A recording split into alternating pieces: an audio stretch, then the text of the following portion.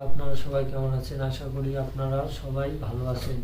So আজকে আমরা জানবো ব্লগিং ও অ্যাফিলিয়েট ইনকাম টিপস আমরা কিভাবে ব্লগিং করে ইনকাম করব। সো ব্লগিং কমেন্টে রাইটিং 2022 বর্তমান সময়ে ব্লগিং একটি সৃজনশীল পেশার নাম। অন্যান্য দেশের তুলনায় বা আমাদের দেশে একটু দেরিতে শুরু হলেও দিন দিন এটি আমাদের দেশে জনপ্রিয় হয়ে যাচ্ছে। দেশের অনেক তরুণরা ব্লগিং করে অনলাইনে ইনকাম দিকে ঝুঁকছে প্রতিনিয়ত।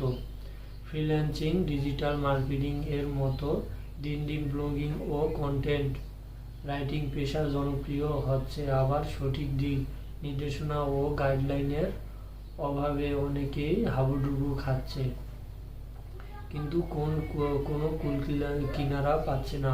টেক বাংলা ইনফো এর আজকে আয়োজনে থাকছে ব্লগিং নিয়ে কিছু গাইডলাইন, যা নতুনদের অনেক কিছু শিক্ষা দিবে। সো চলুন আমরা জেনে নেই ব্লগিং করে কিভাবে আয় করা যায়।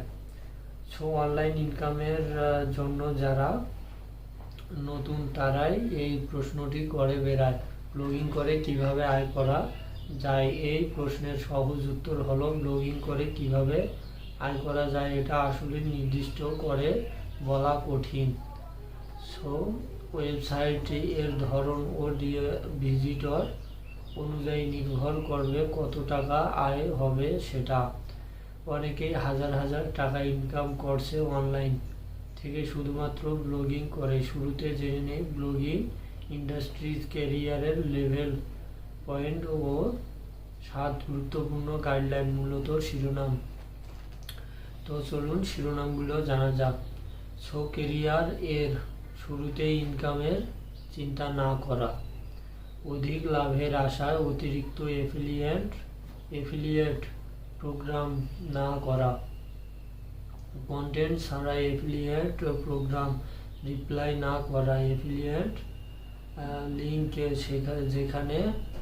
সেখানে শেয়ার করবেন না, এফিলিয়েট লিঙ্ক সরাসরি প্রমোশন করবে না, ওয়েবসাইটের ভিজিটরদেরকে সঠিকভাবে অ্যানালাইসিস করুন, ওয়েবসাইটে অতিরিক্ত বিজ্ঞাপন রাখবেন না।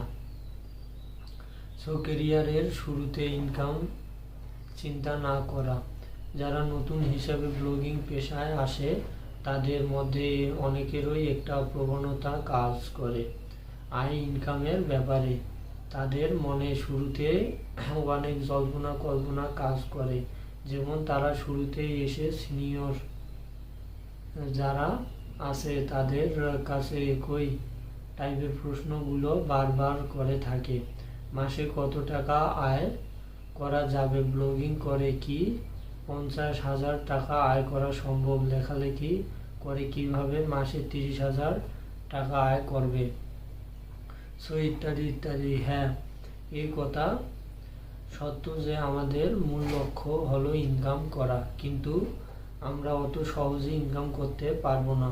একটু পরিশ্রম করা লাগবে। একটু সূক্ষ্মভাবে যদি ভাবেন, আপনি কি স্কুল কলেজে ভর্তি হবার আগে মাসে কত টাকা আয় করতে পারবেন তা জেনেই বা জিজ্ঞেস করেই স্কুলে কলেজে ভর্তি হয়েছিলেন? কত বেতনে চাকরি পাওয়া যাবে এই কমিটমেন্ট নিয়ে কি পড়ালেখা করবেন? নিশ্চয় না।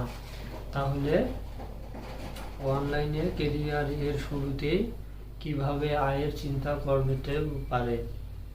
সো ব্লগিং ইন্ডাস্ট্রিতে ক্যারিয়ার এর জন্য নয়, শুধু অনলাইনে। আপনি যদি নিজের ক্যারিয়ারকে পাকাপোক্ত করতে চান তাহলে স্কিল ডেভেলপমেন্ট এর কোনো বিকল্প নেই।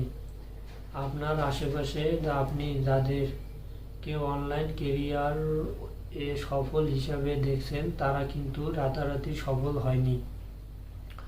সো তাদের সফলতার পিছনে মূল মন্ত্র হিসাবে আছে ধৈর্য। সুতরাং ধৈর্য ধরে যথাযথ স্কিল ডেভেলপ করুন, কিছু কাজ শিখুন, তবেই ইনকামের কথা চিন্তা করলে সফল হবেন ইনশাআল্লাহ।